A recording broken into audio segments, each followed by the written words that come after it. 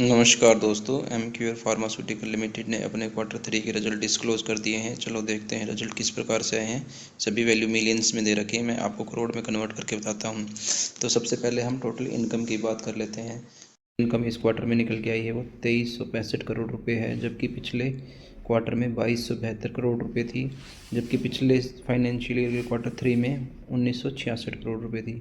तो कंपनी ने year on year basis पे अच्छी खासी टोटल इनकम में ग्रोथ दिखाई है, जबकि क्वार्टर ऑन क्वार्टर बेसिस पे भी हल्की सी ग्रोथ देखने को मिल रही है हमारे को टोटल इनकम में। उसके बाद में हम टोटल एक्सपेंस की बात कर लेते हैं। तो जो टोटल एक्सपेंस निकल के आया, खर्चा निकल के आया कंपनी का इस क्वार्टर का 2013 करोड़ रुपए है, जबकि पिछले क्वार्टर का 1931 करोड़ था, जबकि पिछले फाइनेंशियल ईयर क्वार्टर 3 में 1736 करोड़ रुपए का था। तो हम देख रहे हैं कि खर्चे में भी बढ़ोतरी हुई है साल दर साल, तथा क्वार्टर ऑन क्वार्टर बेसिस पे भी खर्चे में बढ़ोतरी हुई है कंपनी में। उसके बाद हम बात कर लेते हैं प्रॉफिट बिफोर टैक्स की। तो प्रॉफिट बिफोर टैक्स जो निकल के आया वो 313 करोड़ रुपए निकल के आए हैं, जबकि पिछले फाइनेंशियल क्वार्टर में पिछले क्वार्टर में 341 करोड़ था, जबकि पिछले फाइनेंशियल क्वार्टर 3 में 229 करोड़ रुपए था।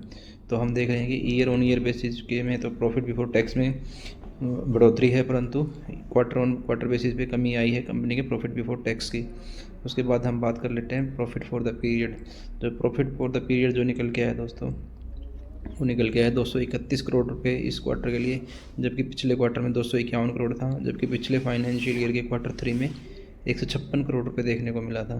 तो वो हमें क्लियर दिख रहा है कि ईयर ऑन ईयर बेसिस पे कंपनी के प्रॉफिट में बढ़ोतरी हुई है, जबकि क्वार्टर ऑन क्वार्टर बेसिस पे हल्की सी गिरावट देखने को मिली है कंपनी के प्रॉफिट में।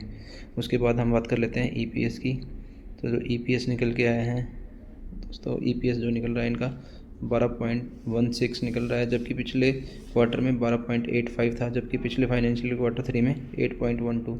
तो हम क्लियरली देख रहे हैं यहाँ से कंपनी के ईपीएस में भी बढ़ोतरी हुई है वाई ऑन वाई बेसिस पे, जबकि क्वार्टर ऑन क्वार्टर बेसिस पे लगभग गिरावट देखने को मिल रही है हल्की सी ईपीएस में।